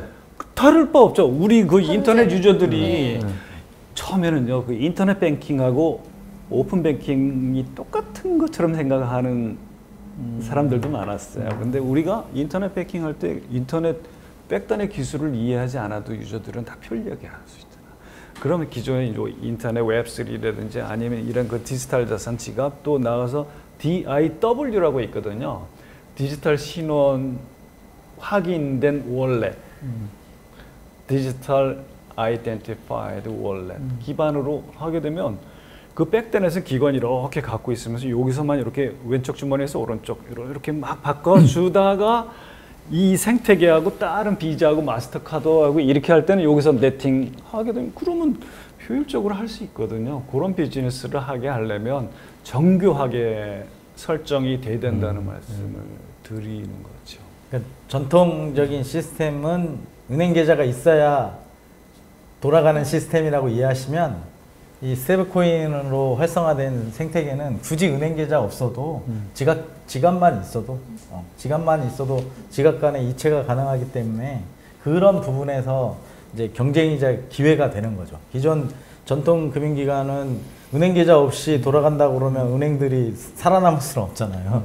그러니까 혁신이 이루어져야 되는 거고. 어쨌든 사회 변화라는 게 필요와 수요에서 변하는 거니까 그 소비자들 입장에서 훨씬 편리하고 저비용이면 당연히 퍼질 것 같은데요. 그죠. 그러니까 시장의 선택에 달린 문제죠. 그렇죠. 결국 어떠한 새로운 지급수단이나 결제수단이 도입되더라도 그게 소비자한테 어떤 편익과 효용이 있느냐 그거에 따라서 소비자 선택을 받았냐 못 받았냐가 결국에는 살아남는 문제가 될 거예요. 저는 그래요. 이게 뭐 경제 관리하시는 국가 관료들이 이게 무슨 했다가 큰일 나겠다 이런 게 아니라면 일단 당연히 열어서 시장 반응을 보는 게 맞다고 생각을. 그리고 사실 우리가 모르는 수요가 되게 많은데 예를 들어서 어떤 게 있냐면 외국인들 우리나라 요새 많이 오잖아요. 그럼 이 친구들이 외국인 등록증이 나와야 금융 계좌를 열어요. 맞아요. 아시죠? 근데 외국인 등록증 나오는데 2-3개월 정도 걸리거든요. 2-3개월 동안 음식 배달조차 쉽지가 않은 건 거죠. 근데 정리님 말씀하신 것처럼 스테이블 코인은 그냥 계좌에다 얹어서 기존 비자 네트워크에 태우면 당분간 금융계좌 없어도 어느 해외에서건 일단은 그 먹고 사는 것을 해결할 수 있는 부분들도 있습니다. 그래서 생각보다 우리가 파악하지 못하는 잠재 수요도 되게 많다. 네. 국회에서 지금 디지털 자산기본법, 가치 안정형 자산법 이런 법안들이 4개인가 총 올라왔죠. 그 상황 조금 말씀해 주시고 현재 주요 논의되는 쟁점 내지는 뭐 진행 추후 상황이 어떨까요? 네, 잠깐 이제 국회 입법 지금 현황을 잠깐 살펴보면 요 전까지 이제 발의된 게 최초로 이제 민병덕 의원이 정무위에 계시죠, 민주당에. 민병덕 의원이 디지털 자산 기본 법안을 발의를 하셨고, 그다음에 안도걸 의원하고 김현정 의원, 김은혜 의원이 이제 스테이블코인 관련된 법안을 발의를 하셨습니다. 그래서 지금 이제 4개 법안이 발의되어 있는 상태고, 그다음에 이제 이강일 의원이 아마 하나 더 발의할 거고, 그다음에 이제 지금 이제 발표한 거에 따르면 정부에서 준비한 안이 정부안 10월쯤 뭐 입법 발의가 될 예정으로 알려져 있습니다. 근데 이제 전체적인 디지털 자산 제도화 관련된 건 아까 우리 박혜진 교수님 말씀하신 것처럼 기본법으로 가야 되는 게 하나 있고, 스테이블 코인만 뽑아서, 스테이블 코인이 기존 앞두 모두에 설명하신 것처럼 비트코인과 차이점이 뭐냐는 거를 말씀드렸잖아요. 그러니까 이제 스테이블 코인에 포커스를 둔 법안을 별도로 이렇게 입법하는 게 오히려 더 전체적인 법안은 충분한 논의를 갖고 제도화를 하고 스테이블 코인은 급한 것부터 하자라는 차원에서 스테이블 코인에 중점을 둔 법안이 나와 있는데, 스테이블 코인 관련해서 제일 중요한 건 각국의 입법 사례를 이렇게 보면 규제 틀 설계에 있어서 가장 중요한 거는 누가 발행을 할 수 있느냐 이거고, 그 발행자들이 갖춰야 될 요건은 뭐냐, 그리고 시장의 신뢰성을 얻기 위해서 발행자들이 해야 될 조치사항은 뭐가 있느냐, 그 다음에 상환은 어떻게 보장이 되느냐, 이용자 보호를 어떻게 할 거냐, 이런 5가지 관점에서 제도 설계가 되어 있습니다. 마찬가지로 지금 국회에 발의된 법들도 이제 발행자를 누구로 할 거냐에 대한 논의가 있고, 그 발행 요건으로 자본금을 어떻게 할 거냐, 아까 설명한 것처럼 스테이블 코인 관련해서 이자 지급이 가능한 거냐 불가능한 거냐, 그 다음에 공시를 어떻게 할 거냐, 문제가 생겼을 때 해결 방법은 뭐냐, 준비자산, 뭐 미국 지니어스법도 그렇고 일본에서도 스테이블코인 논의할 때 준비자산을 현금만 하자라는 논의가 있었거든요. 근데 현금만 하지 않고 지니어스법은 현금성 자산으로 해서 유동화, 고유동화 자산으로 이렇게 안전자산을 구축을 해놨고, 일본은 최근에 바뀌긴 했지만 그 전에는 현금으로만 해서 그것도 되게 중요한 상황이죠. 근데 소비자 입장에서 제일 중요한 거는 내가 이 스테이블 코인을 가졌을 때 이 스테이블 코인이 언제든지 연동되어 있는 원 하나 달러로 교환이 가능하냐, 즉시. 이게 가장 중요하거든요. 그래서 상환이 어떻게, 상환 절차가 잘 마련되어 있느냐, 이 보장이 되느냐가 제도 설계의 가장 큰 포인트인 거죠. 그래서 뭐 나머지 부수적인 거는 감독 기관이 어딘지는 뭐 정하기만 하면 되는 거거든요. 근데 이제 요거는 이제 정부 조직법이 최근에 돼서 요 부분은 정부 조직법이 통과된 다음에 규제 기관이 명확해질 걸로 판단이 되니까 이 부분이 없더라도 나머지 부분에 대해서는 좀 제도화가 좀 조속하게 뭐 이건 논의를 해야 됩니다. 뭐 발행자를 누구를 할 거냐, 은행만 할 거냐라고 하면 은행으로는 이 생태계가 활성화 안 된다는 거는 시장이 다 알고 있으니까요. 지금 이제 이재명 대통령께서 대선 후보 시절에도 언급을 하셨었죠. 그럼 네. 의지가 있으신 것 같고, 국회에서도 이렇게 발의되는 거 보면, 또 정부안도 마련되는 거 보면 하려고 하시는 거잖아요. 그렇죠. 무엇보다도 이제 제도화하기 위해서 논의 결정이랑 의견 수렴을 받아야 되니까 국회 관련 법이 발의가 계속 되는 거는 좋은 현상입니다. 발의된 다음에 논의를 하고 제도화 입법을 통해서 제도화를 딱 하는 순으로 나가면 되니까요. 근데 이제 아까 이해붕 센터장님이 말씀하신 것처럼 이 입법하는 와중에 이해관계자 의견을 충분히 들어야 된다는 거죠. 일방적인 뭐 이런 말 드리기는 좀 이 자리에서 그렇긴 하지만 소위 말하는 이제 밀실 행정으로 뭐 짬짬이 해서 뭐 짬짬이 해서는 안 돼요. 후다닥 이렇게 그렇죠. 처리하는 것보다는 퍼블릭 컨설테이션. 그런 하긴 해야죠. 각국의 입법 사례도 충분히 이미 나왔고 제도화가 된 것도 있으니까 그 사례를 다 봐서 우리나라 환경에 맞는 규제 환경을 정하는데 이해관계자 의견을 충분히 듣고 문제가 될 부분은 미리 사전에 스크린해서 입법하는 게 가장 좋은데, 이게 시간이 많이 걸릴 것 같으면 지금 투트랙으로 하는 방법도 있습니다. 우선 샌드박스를 통해서 테스트를 해본 다음에 실제 의견 제시한 문제가 진짜 발생하는지, 그 문제를 해결할 수 있는 문제인지를 해서 입법화하는 것도 방법이니까 기존에 있는 제도를 활용해서 할 수 있는 방법도 있다라는 거를 좀 알려주고 싶습니다. 전망은 어떻게 보세요, 입법? 입법하는 데서는 이제 진중한 논의가 있어서 제도화는 빨리 되는 게 사업자 입장에서는 좋겠지만, 제도화하는 이 측면에서는 허점이 있으면 또 안 되거든요. 그래서 촘촘한 그 규정을 마련을 해야 되는데, 한편으로는 이게 제가 모두에 설명드렸다시피 미카를 만들고 났더니 사업자들이 미카 때문에 부담돼서 사업을 못하겠다는 얘기가 나오고 있는 상황이거든요.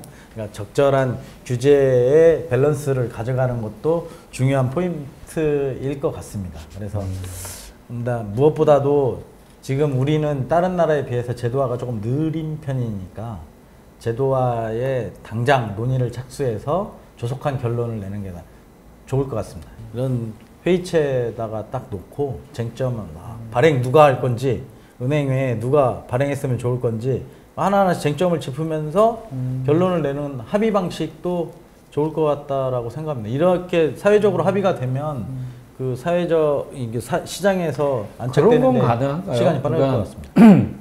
지금 미국 같은 경우는 빅테크들한테 허용을 했잖아요. 네.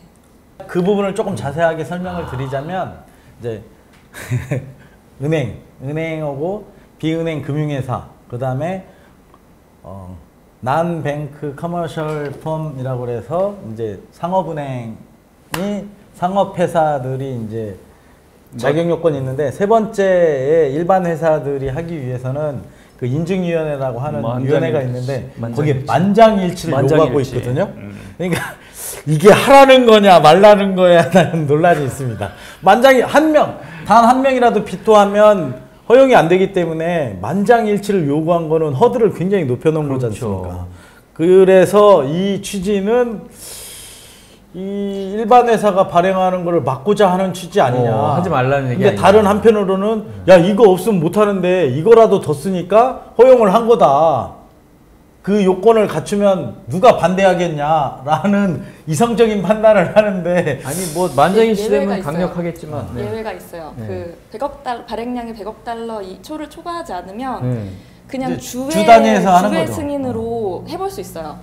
그렇기 때문에 100억 달러는 사실 10조 그리고- 넘는 돈이거든요. 그리고 그래서, 제가 아까 네. 그 제도화 단계에서 중요한 포인트를 한 가지 말씀 안 드렸는데 끝장 토론의 시작인 것 같아요. 해외에서 발행된 스테이블 코인을 국내에 어떻게 할 거냐에 대한 것도 그렇죠. 굉장히 중요한 이슈입니다. 왜 그러냐면 지금 이제 이미 맞아요. 테더나 서클에서 발행하는 USDT나 USDC가 글로벌 활용되고 있는데 이게 국내에서 활용될 수밖에 없고 그거를 어떻게 국내 유입을 안착을 시킬 거냐가 규제 당국의 가장 큰 고민일 거고 미국도 그렇고 일본도. 유럽도 그렇고 일본도 해외에서 발행된 스테이블 코인의 국내 사용을 어떻게 허용할 거냐에 대한 고민이 굉장히 많았거든요.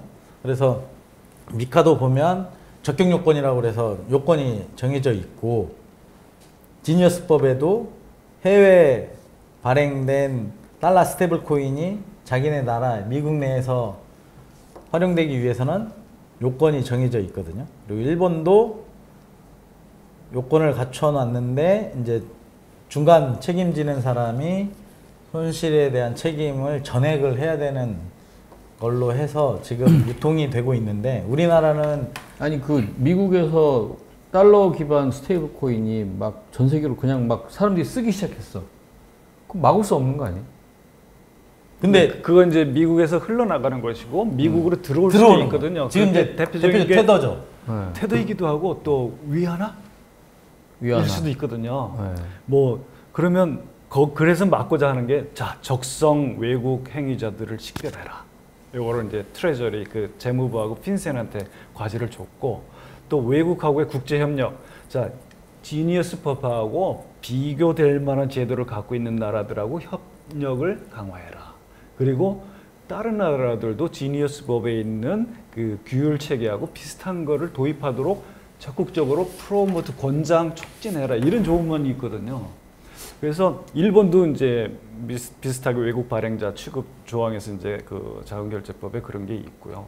그래서 우리나라도 그 체계를 갖추지 않으면 그냥 무역업자들이 달러 스테이블 코인 받아 이렇게 현대차한테 뭐 삼성전자한테 이럴 때 그 받은 거를 어떻게 할지 또 원화 스테이블 원화하고 어떻게 또 아니면 그 진짜 그 법정 앞에 달러로 어떻게 바꿀 건지 이런 체계들을 우리 외국환 거래법부터 시작을 해서 이렇게 관리 가능한 상태로 만들어주지 않으면 사업자들이 정말 열심히 사업의 목적은 돈 버는 거잖아요. 메이크 머니인데 그거를 못하. 지금 그 말씀은 뭐 지금 하냐마냐의 문제가 아니고 국제 질서 가운데 지금 거의 강요받는 상태 같은데 해야만 되는 상태 같은데.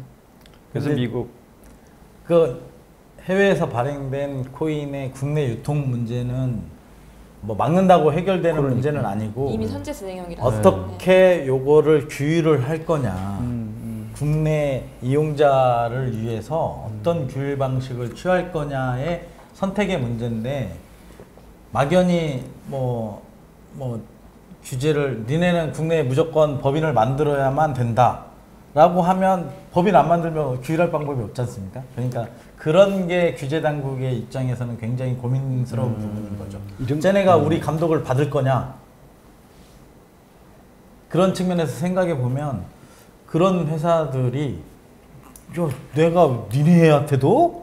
이런 반응이 나오면 되게 규제 환경이 녹록지 않기 때문에 그래서 복잡한데요. 국제 간 문제로 커지니까 이게 제도화라는 게 쉽지 않다라는 생각이 더 드네요. 사실 대한민국 멋진 나라지 않습니까? 이 대한민국 경제를 압축 성장을 해오는 과정에서 경제 금융 관료들의 역할이 굉장히 뛰어났습니다. 진짜 그 밤새워 일하면서 정말 감사할 일이죠. 지금도 조금 약화됐다고 생각되지만 금융 관료들의 그 인사이트 또 사명감은 대단하거든요. 11월, 10월쯤에 우리 노 박사님 말씀하셨듯이 기존에 이제 의원 입법으로 나왔던 것들의 또 어떻게 보면 맹점, 부족한 점 이런 것들을 다 연구 검토해서 정부 입법안으로 만들 거예요. 그런데 이제 지금 금융감독 체계 개편이 있어서 약간 좀 이제 또 타임아웃 또는 이런 게 걱정이 되는데 저는 그 금융경제 관료들의 그런 역량도 좀 믿고요. 또 사업자들의 역량도 이제 믿습니다. 조금 냉철하게 보면 지니어스 법, 그 천재 법안이 아니거든요. 그 약자잖아요. 그 미국 스테이블 코인을 위한 혁신을 유도하고 전국적으로 국가적으로 확립하는 법률이에요. Guiding, Establishing, Innovation, Nationwide for U.S. Stable Coin 이거거든요. 거기 안에 보면 스몰 비즈니스도 좀 보호를 해주자. 그리고 라이센스 신청 애플리케이션 한번 신청했는데 빠꾸 당했다고 넌 앞으로 내지 마 이게 아니고 다시 또 기회를 준다는 거죠.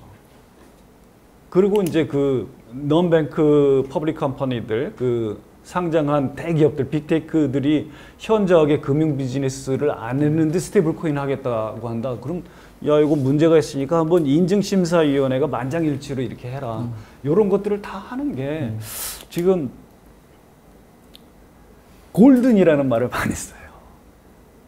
우리 저기 캐대안에도 골든 뭐 이렇게 나오지만 미국은 골든 에이지다 크립토.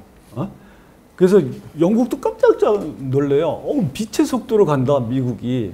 그게 다 크립토 캐피탈 뭐 of the world 이렇게 트럼프 그 행정명령부터 딱 내리기 그러면서 출범했잖아요. 그래서 진짜 여러분들이 한번 좀 읽어봐 주셨으면 하는 교과서 비슷한 게 하나 나왔어요. 지난 7월 30일 날. 미국 대통령 워킹그룹이 낸 디지털 자산시장 리포트예요. 166쪽. 어렵지 않아요. 크립토 101부터 해서 이 은행원, 뱅킹 서비스 어떻게 할 건지, 증권 언어 규제 어떻게 할 건지, 텍세이션, 조세 취급 어떻게 할 건지 이런 로드맵. 그리고 진짜 작은 기업들도 어떻게 기회를 줄 것인지. 그리고 패권을 통해서 미국 시민들이 어떤 혜택, 베네핏을 가져가도록 정부 당국이 해야 될지 이런 얘기를 하면서 최근에 SEC도 진짜 막 바뀌었어요. 엄청 바뀌었어요. 우리나라 58년 개띠하면 좀 진짜 시니어 같이 생각되지만 시니어 맞아요. 그 58년 개띠가 SEC 위원장으로 취임한 폴 애트킨스 형님이에요. 제가 이제 저는 58년보다 아래니까 형님이라 그러는데 이분이 글로벌 파이낸셜 마켓 그 컨퍼런스에서 이렇게 얘기를 했어요. 앞으로 에이전트 금융 시대다. 우리가 군대가 쳐들어오는 거는 어떻게 저항할 수 있지만 아이디어가 스며드는 거는 어쩔 수가 없다. 이게 이 진짜 디지털 자산, 디지털 아이디, AI, 또 양자내성 암호화 기술 이런 게 결합된 핀터넷 시대. 그리고 AI 에이전트들이 막 이렇게 처리해가는 에이전트 금융 시대 이런 거를 막을 수 없다 이런 얘기를 하면서 준비해야 된다 이런 얘기를 그러니까 이제 같이 읽어보세요. 금융의 같이. 이제 새로운 에라가 열린다 그런 느낌인데 우리 박혜진 교수님은 또 모두에 소개시켜 드렸지만 또 스타트업 운영하고 계신데 이러한 흐름이 우리 스타트업들한테는 어떤 영향이 있을까요? 제가 그 롤이 하나가 더 있는데 사실은 그 런던이랑 두바이 기반의 벤처캐피탈 회사의 파트너로 한국 투자를 총괄을 하고 있어요. 와. 그래서 이제 사실은 외국에서 들려온 얘기가 되게 많아요. 네. 근데 이제 사실 그 벤처 스타트업 생태계를 바라보는 투자자 입장에서 바라보면 사실 저희는 발행은 큰 관심이 없어요. 왜냐 발행이야 뭐 조건 자격 갖춘 큰 곳들이 하게 될 것이다 생각인데 이 발행 생태계가 갖춰지면 생태계가 만들어지잖아요. 주변 생태계. 저희는 그 주변 생태계에서 막 만들어질 기술 기업들이 너무 이제 탐나는 거죠. 예를 들어서 뭐 진짜 KYC도 국경을 넘나들어서 막 해야 될 거잖아요. 그런 KYC의 그 진화된 버전들은 어떤 것들이 나올까.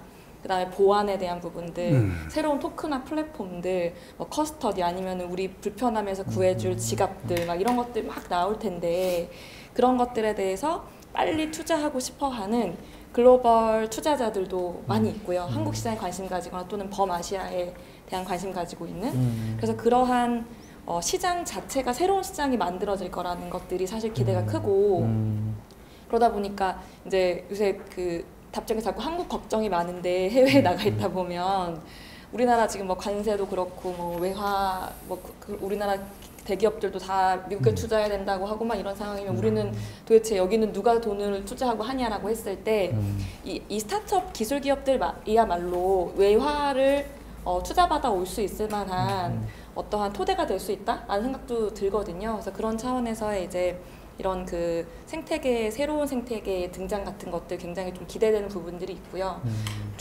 추가적으로 또 하나는 사실 기존에 대한민국에서 그 바스프라고 하는 라이센스를 받으면 벤처기업을 취소시켰어요. 왜요? 네. 그 벤처기업을 주지 않는 업에 뭐 목욕탕업, 그다음 뭐 카지노업 이런 거 있거든요. 그 중에 하나에 디지털 자산을 디지털 자산 그 라이센스를 받은 기업을 거기다 넣어놔서 중기부에서 벤처기업 인증을 취소시키고 또는 얘네들이 해외 진출을 하고 싶어도 이 은행 계좌, 은행에서 약간 그림자 규제 같은 거죠. 은행 계좌도 안 열어줬어요. 열어줬어요. 그래서 해외로 돈을 못 보내는 해외 진출을 못하는 이제 이런 여러 가지가 있었었는데. 그럼 뭐 빨리 개정해야 되는 거 아니에요? 그래서 중기부의 신용카드 갱신도 못했어요. 최근에 이제 벤처기업 취소는 기소치 자체가 취소됐습니다. 그래서 그거는 이제 조금씩 정상화의 궤도에 올라가고 있는데 이러한 기업들도 이제 드디어 암흑의 시대에서 벗어나서 좀 기회를 가질 수 있다라는 전망도 좀 들고요. 네. 그렇군요. 예상보다 지금 많이 시간이 지나서 질문을 반밖에 못했지만 대략 마무리는 해야 될 것 같아요. 혹시 잔뜩 준비했는데 해야 된다는 게 저는 뭐 좀 질문이 안 나와서 제가 말씀을 못 드렸는데 지금 이제 뭐 보고서 CT에서 발행된 보고서에 따르면 2030년에 스테이블코인 시장이 3조 7천억 달러에 달할 거라고 하거든요. 이런 큰 시장을 놓친다는 건 말이 안 되는 거잖아요. 2030년이라는 건 별로 안 남았어요. 5년 후거든요. 올해도 다 갔으니까 이제 4년밖에 안 남은 건데 이 시장은 갈수록 커져가는 시장인 거고 이 시장에서 선도화 기업이 못 되면 시장에서는 이 디지털 세상에서는 선점 효과가 굉장히 크기 때문에 도태될 수밖에 없거든요. 우리나라가 이 디지털 혁신을 통해서 대기업으로 큰 게 네카토라고 하잖아요. 네카토 이전 이후에 디지털 쪽에서 다른 산업군에서 대기업으로 성장한 게 빅기업으로 성장한 회사들은 없거든요. 근데 디지털 쪽은 성장한 회사가 있고 이 새로운 디지털 세상의 기회장은 우리 박혜진 교수님 말씀해 주신 것처럼 기회장이 열리는 이 새로운 시장에 어떻게 도전하고 시장을 차지할 건지가 굉장히 관건인데 우리 시장만 놓고 보더라도 외국인이 우리나라에서 거래하는 것도 맞고 법인 거래하는 것도 지금 막아놓은 상황에서 개인만 거래하는데도 불구하고 옆에 센터장님 계시지만 업비트가 글로벌 10 안에 들거든요. 우리 4등입니다. 회사에 있는 우리나라에 있는 세계 4위 기업으로 원화 거래소들이 글로벌에서 플레이어를 하고 있어요.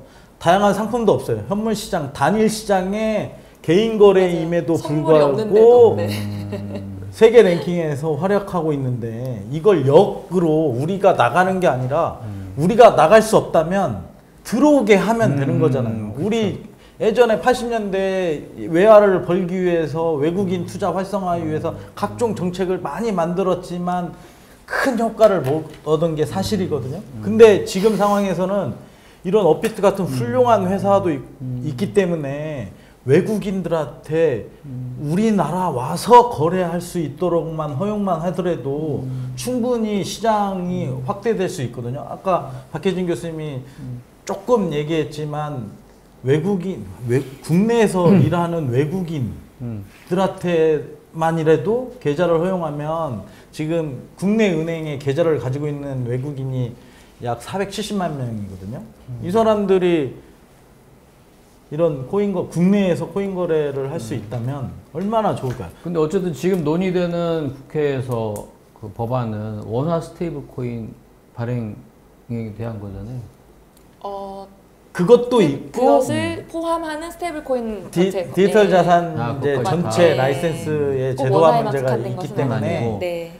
요런 부분은 솔직히 제도의 문제가 아니라 당국이 적극적인 의지만 있으면 허용할 수 있는 부분이거든요. 어쨌든 원화 스테이블 코인을 만든다 해도 달러 스테이블 코인이 막 시장에서 강력한 통용력을 발휘해 버리면 이 입지가 쫄아들어서 의미가 있겠냐라는 말도 있을 수 있잖아요. 그러면 그걸 바라는 게 아니고 이 원화 스테이블 코인의 확대를 위해서 필요한 우리들의 노력 부분이 뭐가 있을까요? 좀 생각나는 부분이. 이게 제도됐다고 가정하고. 제도화됐다.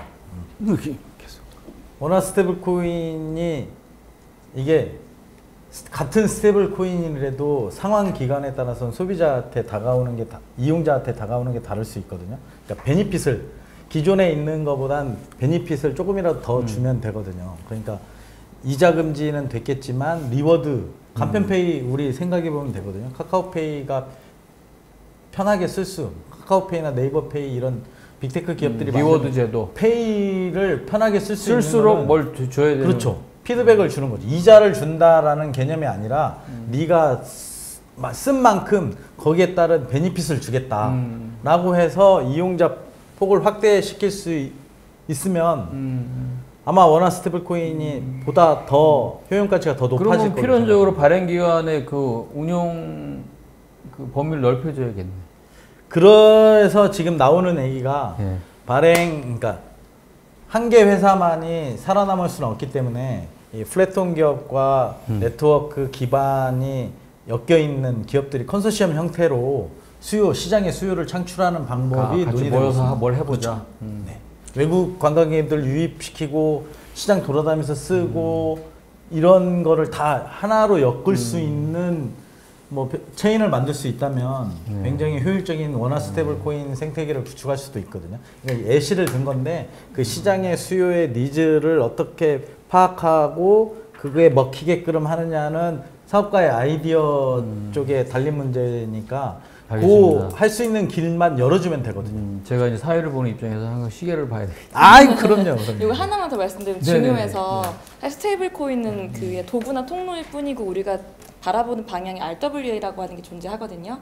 모든 자산들을 다 토큰화 시켜서 거래하는 건데 이거는 전 세계의 유동성을 끌어들일 수 있다는 차원에서 그 질문을 드리려고 네, 했어요. 네. 그래서 이제 사실은 이 RWA로 우리가 만들어낼 수 있을 만한 한국의 자산이 굉장히 많아요. 예를 들어서 캐대원 말씀해 주셨지만 이러한 그 K컬처를 기반으로 하는 제작하기 전에 사전에 이것의 제작품에 대한 토큰화를 할 수도 있는 건 네, 것이고 네, 네. 기존의 IP 투자도 산업들을 할 할 수 수도 있는 있고. 건 것이죠. 네, 그럴 때 이것들이 자산화시키고 얘네들을 원화 스테이블 코인으로 거래하게끔 하는 어허. 금융 상품으로만 만든다고 하더라도 충분히 없는 수요가 만들어질 수 있다라는 차원에서 우리가 굳이 달러랑 경쟁할 필요가 없이 우리만의 시장을 만들어낸다 이런 차원도 분명히 있을 것 같습니다. 아, 네네.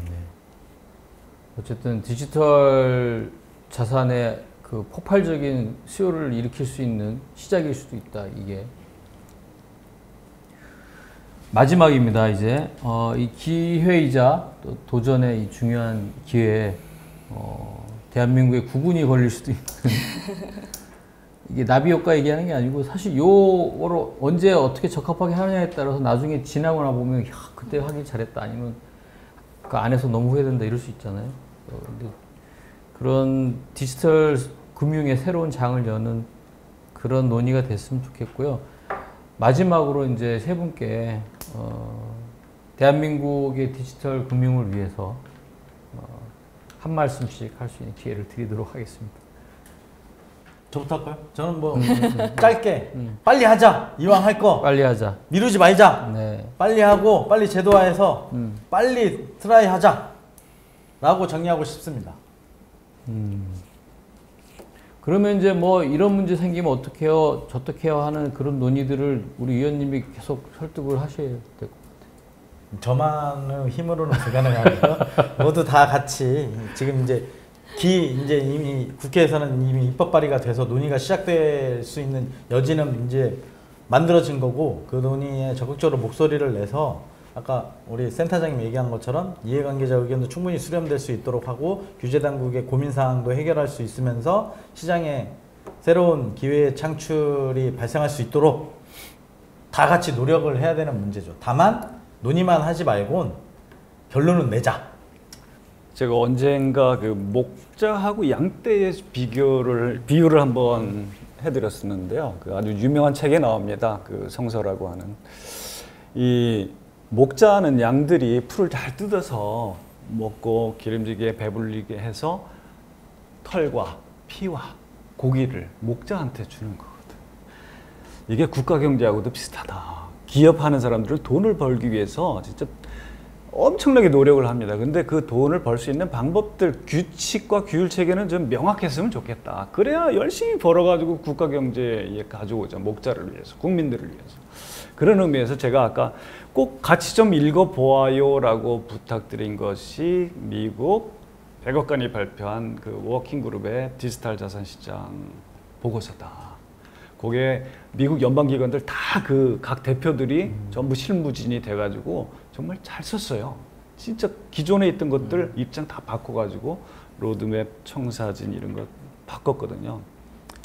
누군가 그러더라고요. 오늘 아침 이제 그 코리아 블록체인 위크거든요. 거기에서 앞으로는 디지털 시민사회가 열릴 것이다. 요 디지털 시티즌십.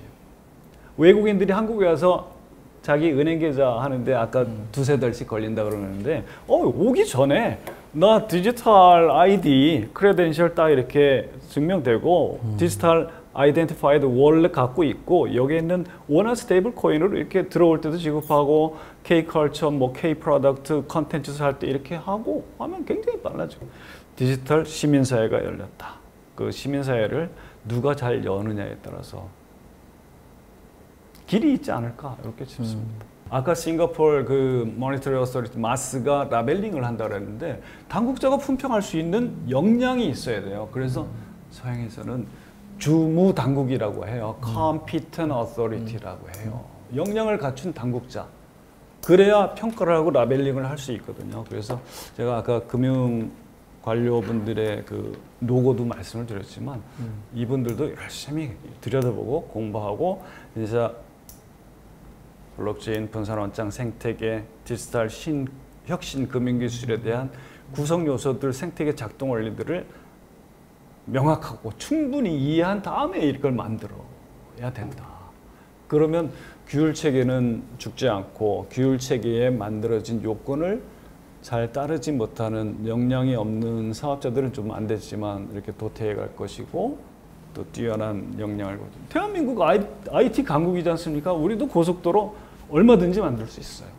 저는 요즘에 이렇게 제가 또 젊은 그 뭐 학교에서도 강의도 하고 이러다 보니까 패배주의에 이 쩔어 있는 것들 많이 보곤 하는데 예를 들어서 뭐 주식시장만 하더라도 국장 탈출은 지능순 뭐 이런 얘기들 막 한다든지 원화만 하더라도 대한민국 원화를 누가 써 이거를 뭐 한국은행에서 말씀을 하신다든지 스타트업들 창업가들도 그냥 우리나라에서는 하는 거지 우리가 글로벌 어떻게 가 사실 이런 제약을 셀프 제약을 이미 다 하고 있는 사회에 살고 있는 게 너무 마음이 아프거든요. 네. 그 사실은 그 원화 스테이블 코인이라고 하는 것이 우리가 사실 글로벌의 금융망에 레일을 꽂는 것이고 레일 꽂는 것뿐만이 아니라 우리가 적극적 진출을 도모해보는 차원이고 이것이 기존의 우리나라의 주식 채권 토큰 시장 그리고 원화 시장 그리고 스타트업들의 글로벌 진출까지도 다 연결되어 있는 문제이기 때문에 우리가 좀 이 패배주의에서 벗어나서 대한민국도 한번 글로벌에서 뭔가 해볼 수 있지 않는가라는 좀 그런 희망을 가질 수 있는 도구로서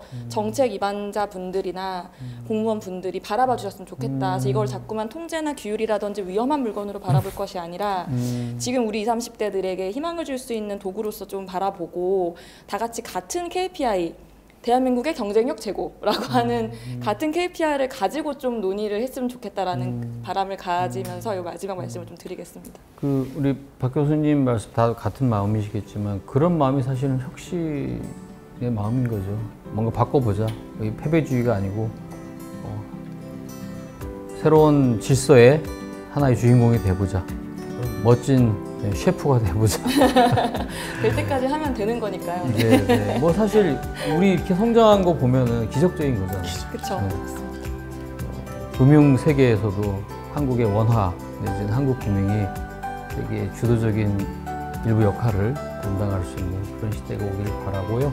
끝까지 제 94회 굿인터넷 클럽을 시청해 주신 분들, 함께 참여해 주신 분들 감사드립니다. 오늘 특별히 시간 내주셔서 좋은 말씀, 옷같이 귀한 말씀 해주신 이 세 분 전문가분들께 또 감사드립니다.